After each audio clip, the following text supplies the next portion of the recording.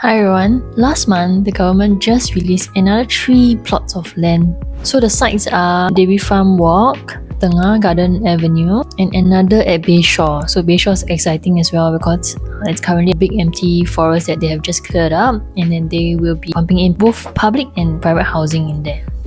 And MRT has also just come up, so additional convenience for people as well. I thought I'll debunk some myths on what people are thinking about today. So myth number 1, the land price sold will always be more expensive than the previous around the area. So this is not always true. Rulings and regulations will change these things as well, on top of developer sentiments of the market. So for example, Tembusu Grand in the east was bidded at 1,003 per plot ratio, while the latest one that's coming up, called Emerald of Katong, was bidded successfully by Simlian about 1,000 per plot ratio. So we're looking at a 300 per plot ratio difference. And that's quite significant. So do you think the prices will be higher or lower, or roughly about the same? Another example that may or may not be concerning for people is the latest River Valley plot that has already been bidded that could yield up to 480 units in total. That plot of land was actually bidded at about 1,003 per plot ratio. And this is actually slightly a bit higher than the 2012 price where Martin Modern was bidded at.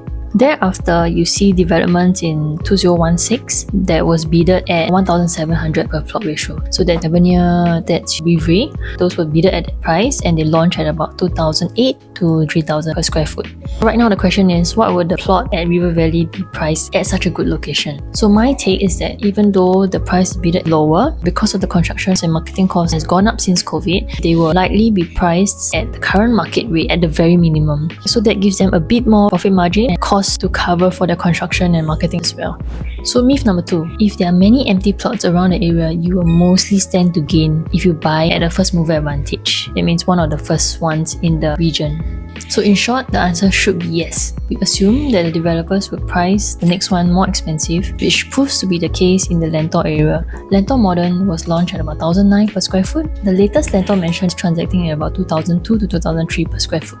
So I think what's more important is that your layout is better and more efficient than the many other options in the region. So this will help future buyers be willing to pay more and appreciate it better. So in all things, must choose the right one.